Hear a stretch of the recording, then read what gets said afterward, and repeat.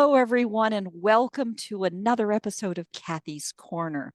This is a very special series for us here at Project Kin because it gives us a chance to really focus on the artifacts, the materials, the photographs, the documents, all of those bits and pieces that our ancestors have passed down to us. And this series is organized. Our core speaker to the series is, of course, Kathy Stone. I like to think of her as the cornerstone for Project Kin. And Kathy comes to us with decades of experience as a professional photo organizer, working with the collections of some of the great families in the Canadian Rockies. And now, as she turns to focus on her own artifacts, she has some special lessons in perspective for the rest of us as we struggle through our own genealogical records, materials, and what do I do with this thing? So with that, Kathy, I'm going to turn it over to you and take it away. Thanks, Barbara.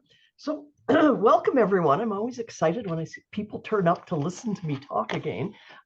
This is like one of my favorite topics, and I have to say a couple things at the beginning. We're talking about now we started last month with exploring our mystery photos, or in other words, after you've done all the sorting and stuff and you've got a pile of stuff and you go, I have no idea who these people are or when these photos were taken or what's going on with this.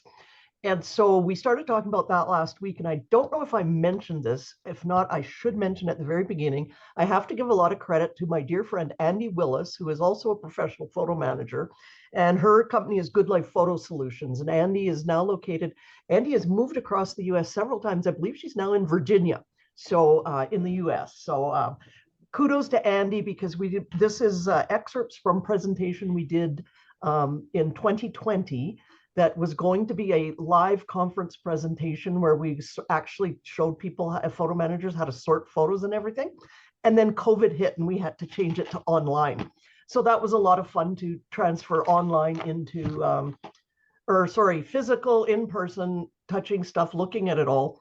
A lot of scanning and photographing took place there, but I have to give credit to Andy as well for this, for a lot of the hard work we put into digging through how to figure out who's who in those photos. So, so last week we were joined by Hazel Thornton, who shared with us her What's a Photo Without a Story, which is her book, and shared with us how she determined who this person was in a photo and where the photo was taken, and shared that whole story. So if you missed last week, you want to catch that up, even just to listen to Hazel, because Hazel's a professional organizer turned photo organizer, and she's done a lot of digging, and she's also a genealogist, so she has that perspective too. So I'm not a genealogist. I'm dabbling in it and learning from the many expert genealogists that we have here in our Project Kin community. So and we talked last week about what we can learn from the media itself in these unknown photos,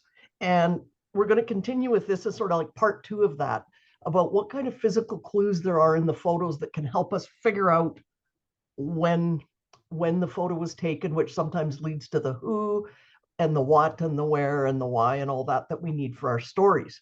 So I wanted just to mention too today that we didn't talk at all about artificial intelligence last time, which when I did my conference in 2020 wasn't even a thing to talk about. I don't even think that Google Lens was very, very good back then, but I thought I should mention that with the advent of artificial intelligence, there is a lot more ways that opens new fields for us to look at for determining dates. In a previous session, we looked at Google Lens in terms of finding locations for various photos. It came up, we were finding out fairly good success too with that. So for locations, and I was looking to see what there was for artificial intelligence in terms of dating, because this company that I used to follow, this software company that was really good, were working on developing this when it didn't happen, and the company went away, and we had to turn and become just our community here. So I knew that Pongo was working on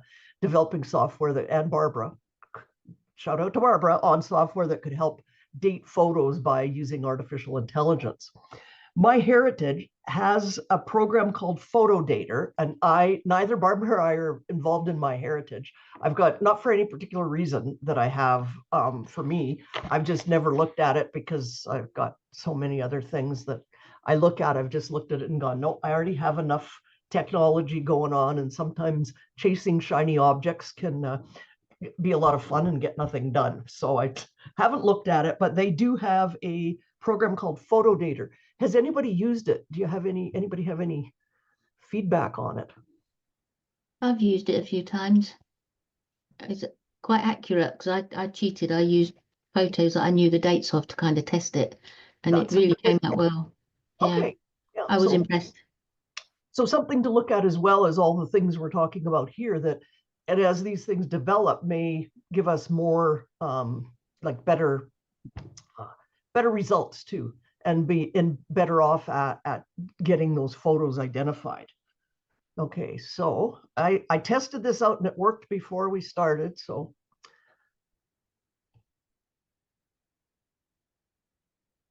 I'm sharing my screen too. Okay, so share.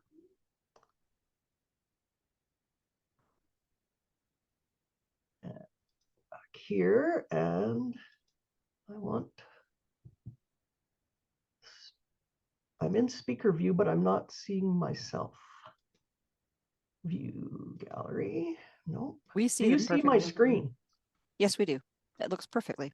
Okay, well, I'll just go along even though I don't see my screen. It worked before. Never mind. Found it. Okay, I'm all good now. So that was just the little introduction. So, and I know Barbara likes me to be on camera more than slides, but this is really something we have to look at. So it's a little hard to just describe these things. So we're back to exploring our photos. And last time we looked at very old types and the dates that they were created. We looked at like the daguerreotypes, the ambrotypes, tin types, the carte de visite, cabinet cards, the stereoscopes, all the things that were some of the original photographic methods and photos you might come across. One thing I don't think I mentioned last week is if you have in your collection any of those things, particularly the tin type, ambrotype, and daguerreotypes, do not scan them on your flatbed scanner. Have them photographed. Either you photograph them or have someone else photograph them, but the bright light from a scanner can actually damage them instantly, like not long term, but it can cause damage, particularly, and I think it's tin types that have silvering, and it'll accelerate that process. So wouldn't put those in and definitely not in a high-speed scanner because that'll wreck two things at the same time. But you may want to do photographs for that part.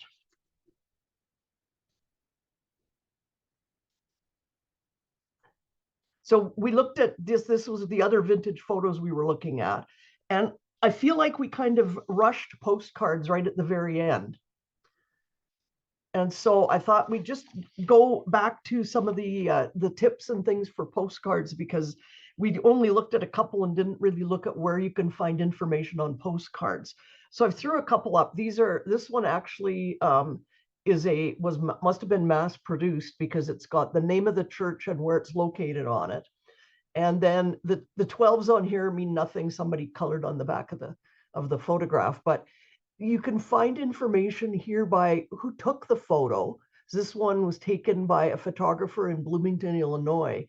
And I think in last session in the resources, we shared Cindy's list of photographers. So you could actually look up sort of when the photographer was in business and details like that. And the other thing is this where the stamp goes, there were sometimes these images around them. And online, and we're going to share the resources after, there are often, or online, there are indexes that show what time frames those particular stamps were used and what company, giving you an idea of where they were. So if you're dealing with a collection that have pictures in various countries, sometimes we all just have pictures that are all just from our locale, but sometimes with our heritage photos, they've been in many places. So can be a good way to deal with the postcards.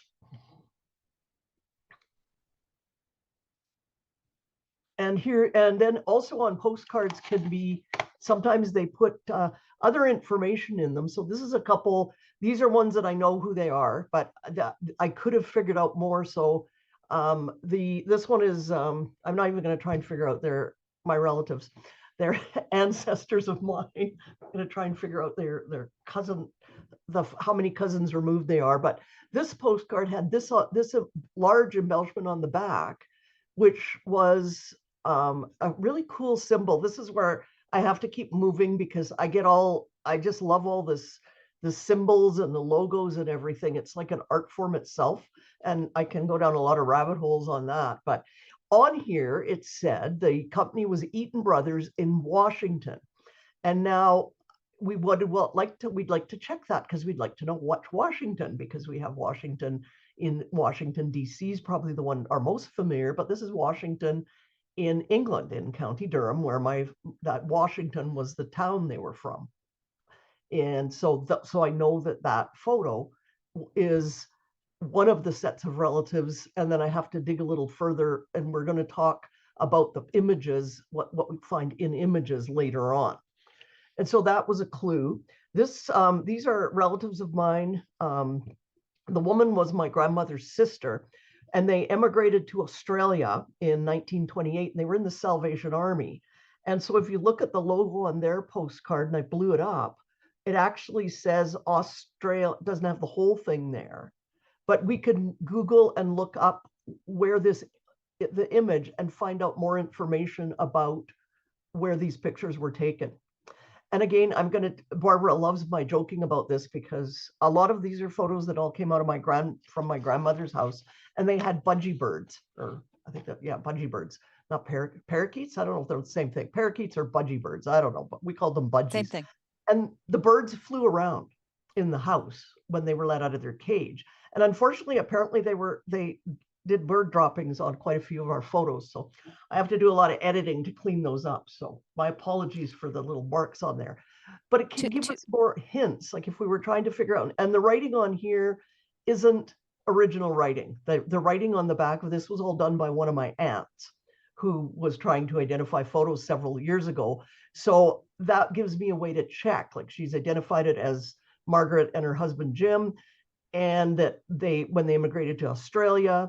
So that makes sense that, and we knew they were in the Salvation Army. And then when we see the Australia abbreviation, that gives confirmation that that information is probably correct, because sometimes even what some of our more close relatives wrote on the back of our photos isn't necessarily correct. It's from stories they were told, but if we're trying to confirm, that gives us that idea with those. And then here's just a few more examples of things you can Google if you don't have like that. I think it's Psycho. I should have looked it up again in the top left corner. So it's another symbol of a logo that you can Google when that was taken. And in the resources, there's actually, I think, a link to a whole bunch of these old logos that were on postcards. And that's the Azo. Azo one was fairly common, and different eras, it'll have different shapes instead of just the triangles, which is cool too. And then another one here. So this one was a monarch postcard. Apparently in my family, we used the backs of postcards for kids to scribble on a lot. The scribbles there. Bar Johnson and Sons in Newcastle Works, Gateshead. So it gives me an idea of where to start for trying to find that information out. The other thing I had covered, which I didn't talk about before, but I just thought this was so cool. And as I said, I can go down rabbit holes really fast. I forget what I was looking for. Oh, here's some more postcards. Sorry, one more postcard slide. So again, and sometimes you have to enlarge things. So here's another one printed sideways on the postcard is W.L. Howell, who would probably be the photographer in Newton, Illinois. Gives us a clue. And this is very, very bad, but I've managed to, by doing some quick editing on it, and probably if I looked at it with a magnifying glass on the actual postcard, the photographer was T.H. Everett, and I still haven't got that part clear enough to tell, but it gives another clue as to, and I believe this postcard is actually my grandfather was in the British the British Army Naval Division. No, the British Navy Cavalry. That's it. It's always two things that don't make much sense, but he was in the British Naval Cavalry. And this is a picture of him in his sailor suit standing in front of a backdrop of a ship. Like he wasn't really on a ship. So that gives some more information that maybe track down like when he joined and other information if we don't have that. So look carefully at some of the backs of these postcards, because I don't know, in my collection, we have a lot of these postcards. And in that, the couple of my clients, I've found a lot of these postcards. So you can get those images. So this one is just because I found this fascinating. Apparently in the Civil War, something just flipped there, didn't kick anything. In the Civil, why is your screen flickering? No. I'm not having a power problem here. I'm going to sit still. So there were revenue stamps on postcards, and I don't know how I blundered on this. I think I was looking actually for more pictures of logos on Google. And so this came out, and the reference will be in the reference list after, and it's actually a site for stamp collectors that was talking about these stamps that might appear. And they were revenue stamps on the back of postcards, and they were all from the Civil War era. So they were used in the US from 1864 to 1866, very distinct time, a time thing, because they put a tax on photos. So the photographers had to pay a tax on the photo, and then they would cancel the stamp with the photographer's initials to then have to remit the tax to the government. They were designed to help with the war effort, obviously, and this to raise money to fund the Civil War. And again, the tax was repealed in August of 1866.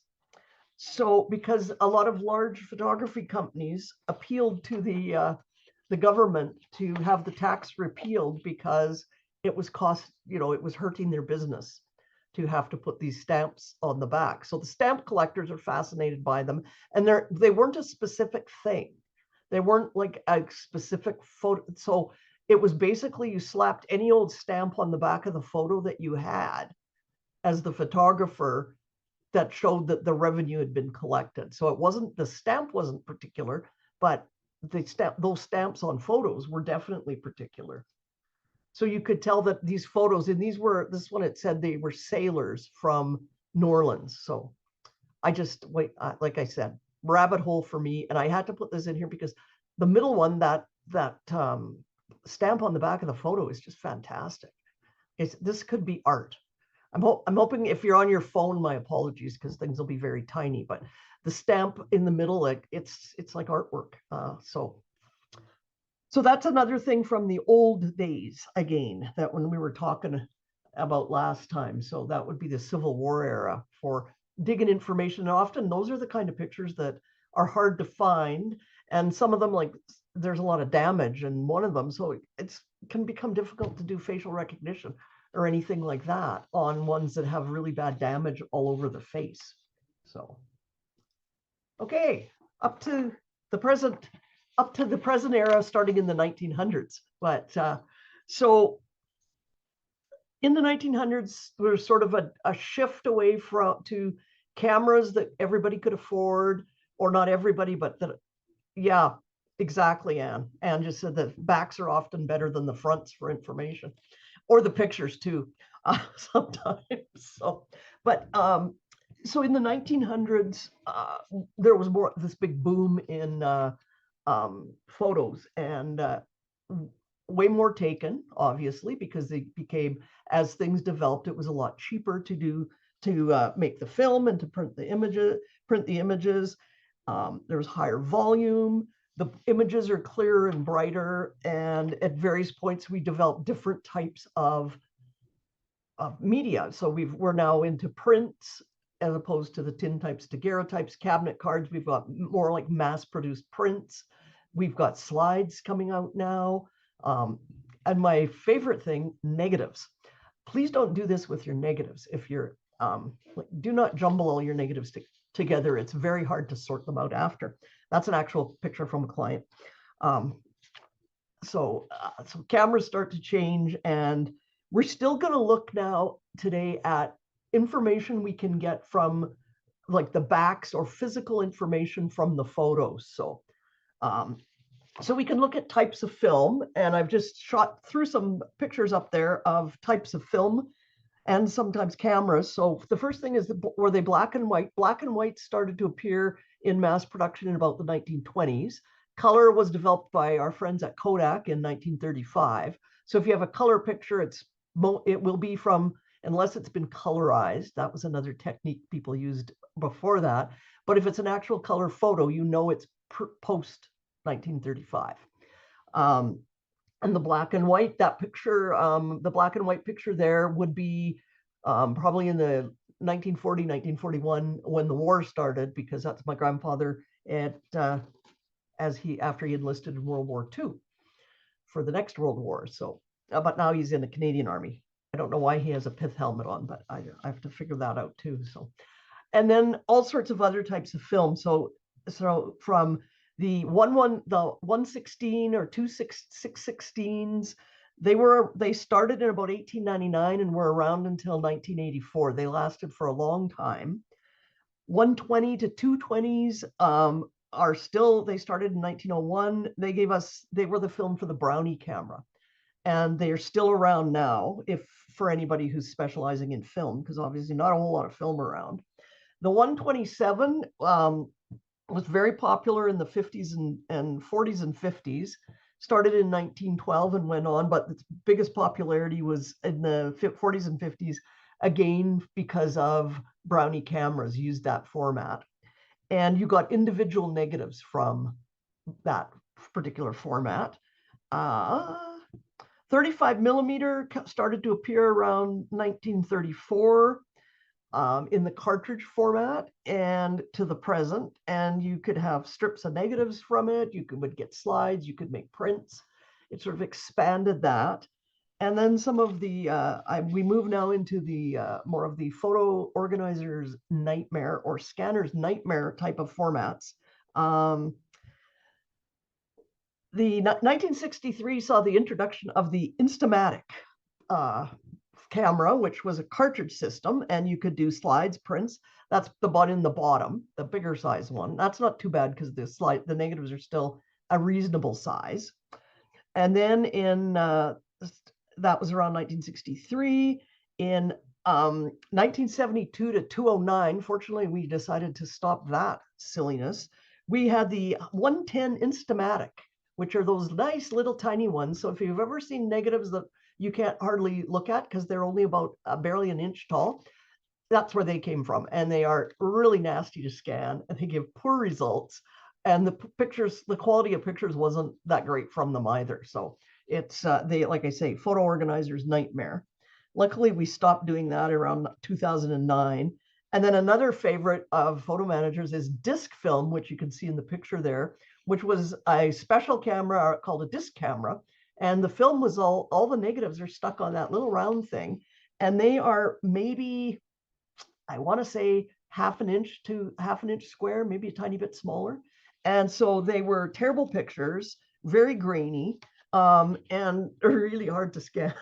So and they give poor results in scanning too. So you can tell, so if you have something like a disc film, it's going to have happened after 1982. That's how we use film types to try and judge when photos were taken. And some of the older formats, you're more like now, if you're finding 35 millimeter photos today, they're probably taken by a photographer. They're probably a photographer's. If you have a photographer, if you find 35 millimeter, they tend to want there's nobody that's a photographer, they're probably older. If you're dealing with a photographer, they might be then on. And if you find the Instamatic cartridges, you should just say, what were you thinking? But that's where a lot of my pictures came from. So that's one way. And in the references, there's quite a few references to where you can look up the time frame for various types of film and also the negatives that they produced. So, and different types of film produce different sizes of negatives too. And I'll put a couple in there. There's one of my other colleagues wrote a really good book. It's called Memories. I'll put that in the resources. I think you can still order it through Blurb. He published it through Blurb, not through a publisher. but it gives images of negatives and photos and tells what kind of film they came from and the era of them. It's if you're that enthusiastic, you can explore it deeper. I, of course, had to have the book. So, okay. Polaroid is another one that can give us physical clues. So the Polaroids came out with their land cameras. They invented the instant photo in 1937. So again, if you got a Polaroid, it is not older than 1930s. The instant cameras in the 50s and 60s, you could have both a rectangle or a square Polaroid. They stopped that in the 60s and went back just to squares. So Polaroids, and I think we can easily identify Polaroids. And they're also another one that's difficult. You want to take a little care when scanning them and probably flatbed scan them. But there's some photos there. And then a few other weird things that you might encounter. Viewmaster, and I didn't find out when Viewmaster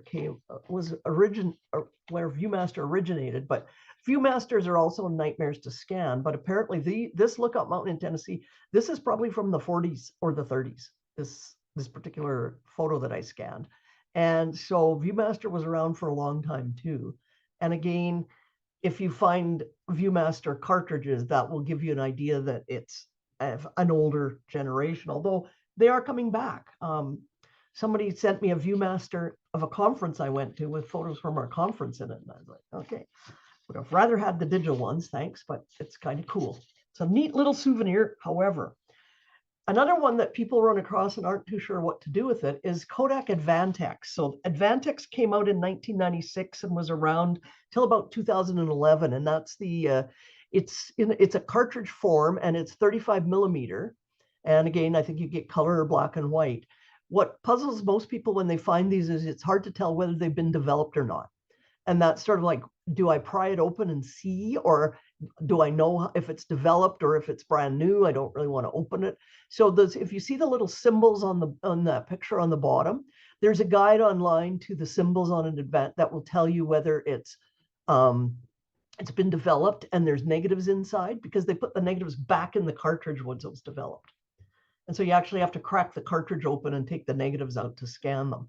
But you also obviously don't want to do that if so you can look at those symbols and you can look that up online to tell whether it's been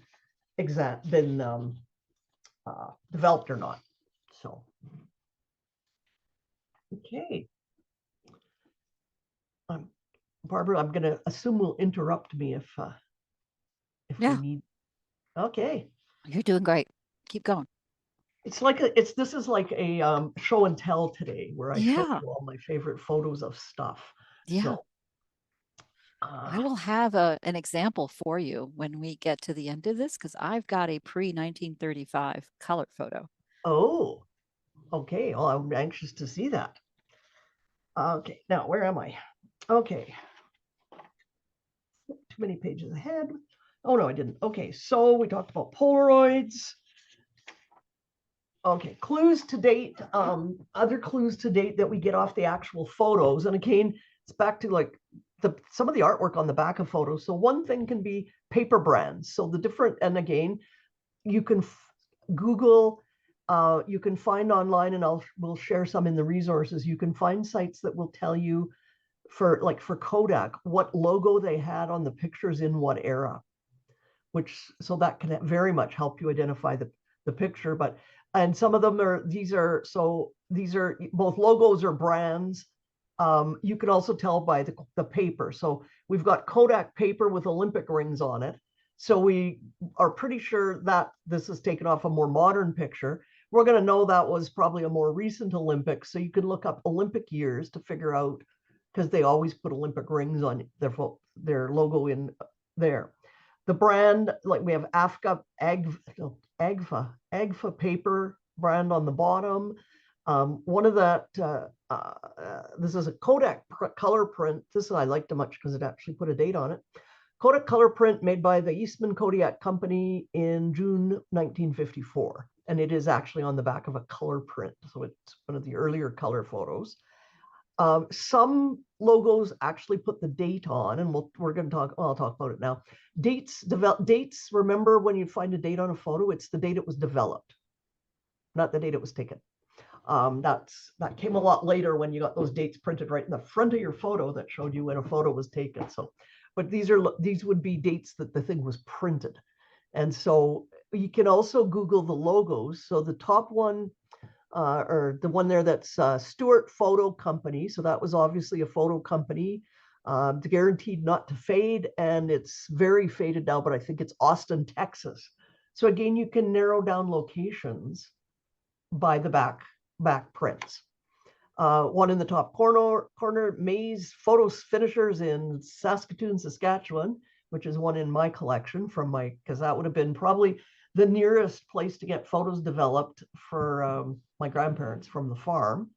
And then a couple other ones that are just that I'll have, like there's one there from Massachusetts, Jackson, Mississippi. So the one with, like, it'll help you narrow down different locations with all these different logos.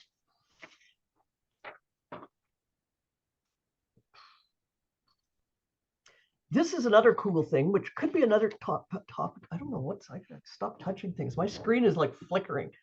I'm glad it's not flickering for you, but I don't know what's going on here.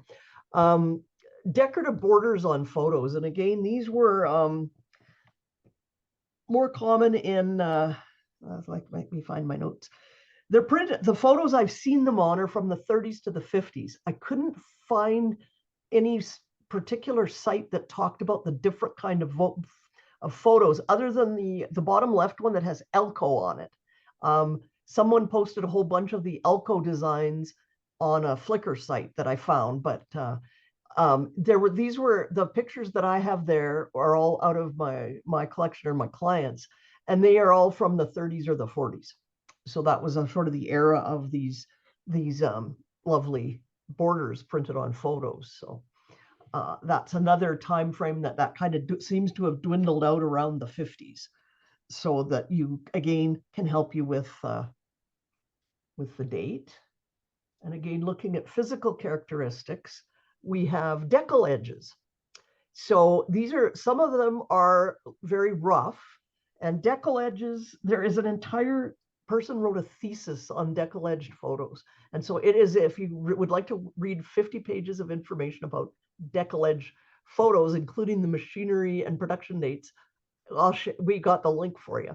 But I summarized it in a nutshell with the Deckle edges and said they appeared to be they started in around the 1930s. They disappeared around the 60s, but they kind of peaked in the middle of the 50s. So, and that's it, like the two pictures that are mine there that have dates on them, one is developed in 58, and then the other one would have been again from the 40s of my grandfather when he enlisted in the army for World War II. So, but you can see some of them look very rough, like they were almost like hand torn, but others of them have a very, the one on the far left here that I blotted out the picture is obviously cut with a machine, because it's very regular and it's got the nice rounded corners. So that could help you, again, if you'd like to read that thesis, that will help you pinpoint a closer time frame for the photo too. And I think the other one, the one underneath the picture of the little girl and the man, it's also looks to be very machine punched rather than hand cut. And I suspect most of these were machine punched, not hand cut, because that would, when you were developing photos in that time frame, that would have been a lot of a tedious addition to the photos after. The picture of that's my grandfather and my grandmother there with the funny little rips on the top. That's another thing that can help us date photos, which are pocket albums. And so they were popular in the 50s, and I'll show you some more examples of them. But that picture was obviously, the developer would put them in a little tiny album, was either like that size, it looks like about a 3x5. Sometimes they were square, and then they'd be bound in this little album. And so obviously somebody ripped that one out of the album. So the question that I always get with people comes up is, do you crop these or not? I don't, because I think you're removing a clue to the photo, but you're also to me, that's part of the like some people crop them and they go right off the whole white border and just crop the actual photo. I don't like that. But it's kind of a personal choice, I guess. I think you're kind of destroying the original characteristic of the photo.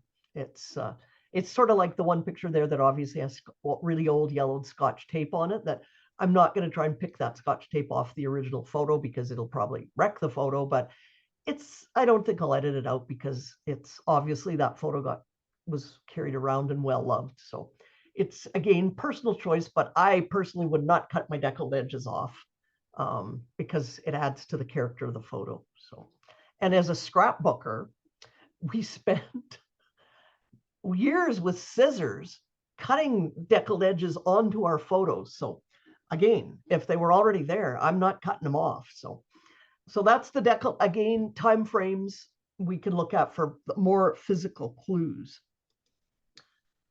So numbers on the back, and I don't mean dates. Dates are kind of obvious, but sometimes you'll find photos that have numbers on the back and you're like, oh, I wonder what these numbers are. They can be a lot were 3 digits, some had letters in them, and I'm talking about the ones on the right. And what those are is batch numbers. And so they can be, I talked in sorting about sometimes we, as a photo organizer, we don't look at the fronts of photos. We flip them over backwards and we sort by size, shape, and then we'll go into the lot numbers because those are actually lot numbers. So I can find all the pictures that go together. So if I have some mystery photo that I don't know what it is and I can figure out what batch it goes in, it might give me more clues because in the other photos might give me some more suggestions. So, and the color photo on the bottom, the color photo of a black and white photo on the bottom side there is that's my mom and my aunt, and that was in one of those little photo albums, and you can see the 377 is the batch number. Moving forward to the pre-digital age when we did 35 millimeter prints that have these numbers on the back. And I knew we were looking and going, oh, that 9 AU must mean August. It doesn't. What we can glean from it's the bulk of those numbers, and I have it somewhere exactly what they mean, have to do with the color corrections that were done by the developer on their machine, gets printed on the back. But you can see number 4A. So that is definitely the picture, number 4A. And at the end, there's a number on that one that looks like 448. That's a batch number. And so I have sorted a ton of my messy photos from this era by sorting first with that batch number into piles. And I'll end up with 24 or 36 photos.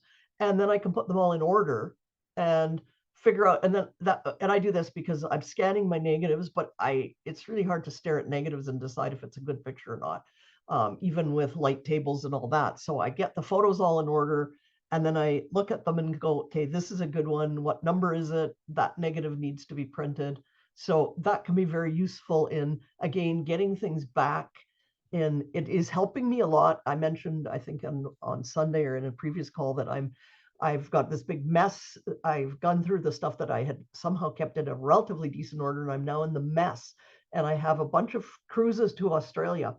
And Alaska. And I wasn't that old then, Barbara, when we took those cruises, but I went on about 3 of them in the same time period, and I'm having trouble telling which pictures belong to which cruise. And so I'm using the batch numbers to try to at least group the photos together to try and figure out which trip they belong to. So that's what some of those numbers on the back mean, and how you can use them to at least get definitely in sorting, but also to help with identifying, putting the photos together, and then looking at the front to see what might be in them. And we're looking at, we didn't talk too much about, but obviously shapes of photos, and like the rectangular one, like size, we're all familiar with 4x6. That's a very standard size. Now, back older sizes varied a lot, but you can tell sometime time frames too from the size of the photo. Okay, some tips. I said already, dates on the back of photos are dates that are on the photos, the little margin dates. That's when it was printed. And a lot of people didn't print their photos necessarily right away, or they'd print a whole bunch all at once. So you got to take those dates with a grain of salt. Like, they're great because they at least give you approximate time frame. But and again, I live in a place where we have 4 different seasons. It's a little tougher if you don't have seasons. I learned that in the first client that I worked with who didn't live in Canada. It's like, because I'm thinking, oh, this must be summer, and then it's like, oh, this is all summer. It's always nice there. But so if I have a picture that's dated February of 1960, I look carefully and go, yeah, that's not February because that's Christmas. So it must be the year before. Christmas is the one that throws me all the time because it's not Christmas of 1960, it's Christmas of 59. That's the one I quite often have to go back and fix because I guess on that. But just keep in mind, development date, not the date the photo was taken, unfortunately. When you're sorting, sometimes it's too late now, but because you've thrown them all away, but look at for information on the envelopes. I'm really would like to write a letter to somebody and say, why would it have been so hard to put the year on the date you wrote on the envelope of my photos? Because everyone seemed to just write the month and the day. I thought, gee, a year would have just been so helpful, but I digress there. There are, again, back into art in photography. This is all advertising on this envelope, but obviously it's of a certain era. It's talking about vest pocket size photos or brownie size that were 3 cents each. It's got a picture of Verichrome film from Kodak, so you can look that up. But just this envelope, just all that stuff in there. Like, we copy any picture for you. It's just so cool. The greatest invention in 30 years. So, and the 8 exposure film for the same price as the old 6 exposure film. So again, that information would give you clues for the date. Other sources is pocket albums. I mentioned those before. There's just a couple about that. We talked about that. And some of them actually, I have some that nobody bothered to market, but they have a calendar on the back where you could, if you were so inclined, circle the date that photo was taken, but at least it has only 3 years on it. It's got like 56, 57, 58, and little calendars, and nobody did circle the date, but at least could help it. So, and again, gives you ideas when these may have been used and information as to who the printer was, much like we talked about before. So and then another one, I always like to share this story because the picture, the actual photograph, that's my mom. And I could never figure out, because they grew up on the farm, and that's obviously a professional portrait. And I could never figure out when she would have had this portrait taken when she was young, because they had no money and and I couldn't figure it out. And so I was digging around for something else one day in newspapers.com. And I found in the newspaper that was in this is back in the province, not just even we didn't live in Edmonton, but they did all the rural news. And there was that picture of my mom with the article saying that she was honored with a special program at Vermilion High School, where she was presented with the Governor General's Medal and a $35 scholarship by the Elks Lodge. She had the highest marks in grade 9 departmental exams. And it's got the photographic studio on there. So I found out, they must have sent her to get her picture taken because of her getting that award. So, and I have the award too, so it helped with that. So double fun with that. And that's it. I don't have to keep making you look at stuff anymore. I'll stop the share. Yay. So that's sort of like my show and tell for today. And like we said before, physical clues aren't going to give you an exact date. You're not going to get like, other than that newspaper article from my mom did actually give me the exact date that the presentation was. So that was cool. But as I said in the previous session, close counts in photo dating, like it can help a lot. Well, then you combine that with your other clues about to help you figure out the who, like the when. This helps a lot with when, particularly, but also location. And because some pictures, like I showed some there that they were taken in undeveloped oil fields somewhere. Google Lens is going to help me out with that because it's an empty field from the 40s. So it's sort of like, and I know it was an oil field, I can see, but I have no idea where it was taken because the client who that photo belongs to, they were in, I think something like 40 places in 15 years following the oil expansion in the US. So, but it gives me an idea because on the back, there was a developer logo with a location. So it's like, okay, that was when they were in Jackson. So that's our journey through the physical clues of photos. So I'll throw the discussion open now. So, anybody else have something, a question, a comment while we? I have a question. Yes. And my kids were screaming, so I had to step away a couple times. So I hope you didn't already talk about this, but it's fine. I've had kids screaming in the background too, Emily. So I get it. So I have two really old ones, and I don't know. I've read a little bit about tintype or daguerreotype. I don't know. I was going to kind of show you. I don't know if you can see it, but what is this? Because I'm trying to date it. I think I know who the person in the photo is. I'm almost positive, but I mean, what it's is just it made out of? It's like metal or something. I don't know. I'm going to take a wild guess looking at it, possibly a tintype. A tintype? I'm getting Anne to help me or anybody else who's, yeah, I would guess a tintype. And I think I remember reading something about the corners being cut like that at a diagonal. I don't remember. It was a while ago that I that actually could give more details to the clues. In the resources, there's references to places where you could actually look that information up. Okay.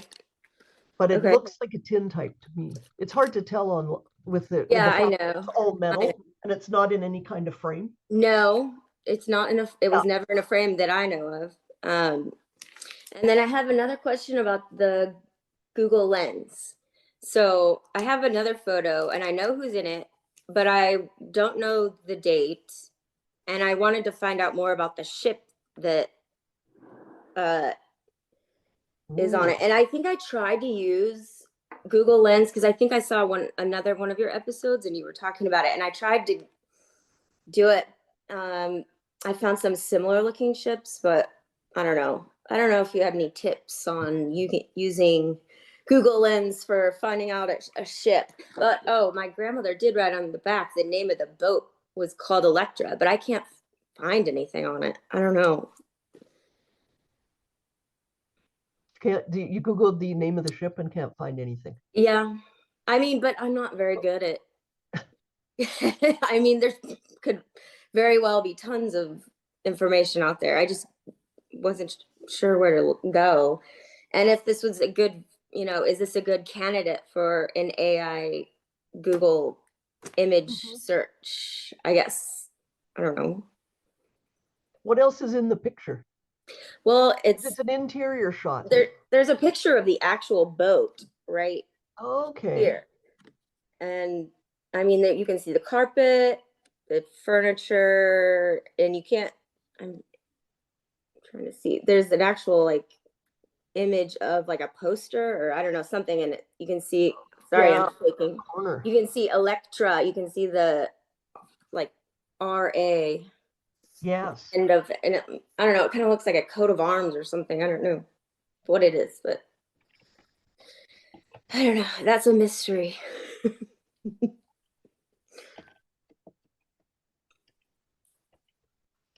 Do you think that would be one that would help in Anne in what were we talking about before? My Heritage PhotoDater. Yeah. Yeah, possibly. I mean, it mainly goes on costume. So can you see clearly I couldn't see the picture very well. Can you see clearly what the people are wearing? So a suit, and then hold on, it's kind of hard for me to. Yeah, sure. I would think they would be able to get a date on her costume, not so much his probably. Is The that a kid. child? Yeah, that's the child with a big Oh, bow. a big bow. Yeah, big bow. There's a little boy Fauntleroy of trend with little boys that they Yeah. were wearing the big bows, and it went Oh, really? for a fairly Yeah. limited period of time.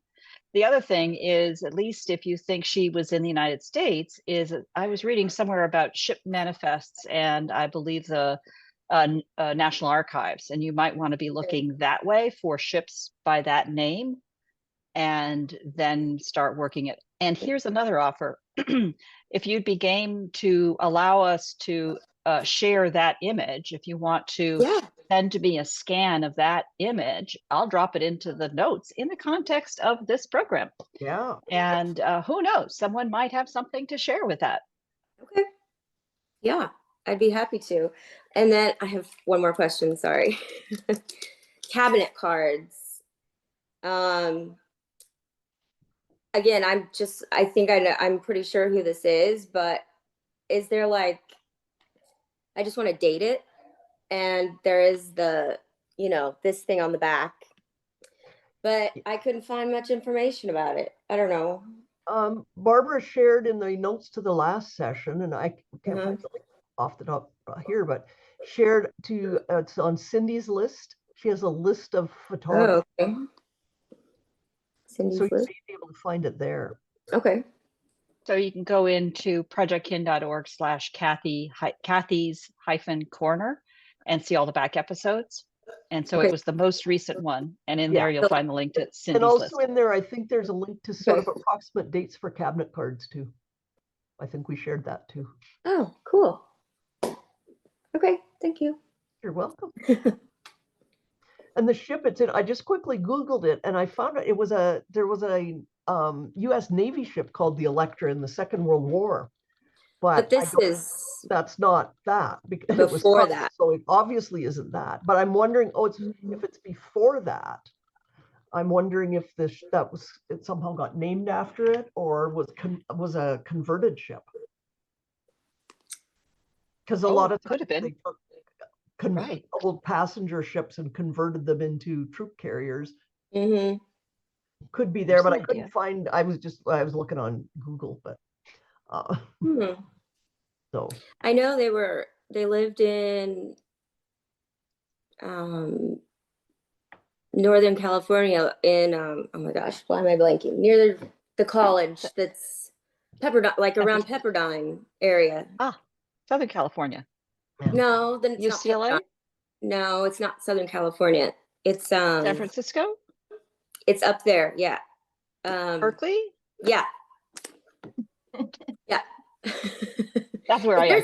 There's another school up there, right? Yeah, there's a few. Which one? Yeah. Okay. Berkeley is the Oh, UC Berkeley. Yeah, Berkeley. Yeah. And so it's easily associated with San Francisco because it's directly across the bay. Oh, But there's a number of universities here.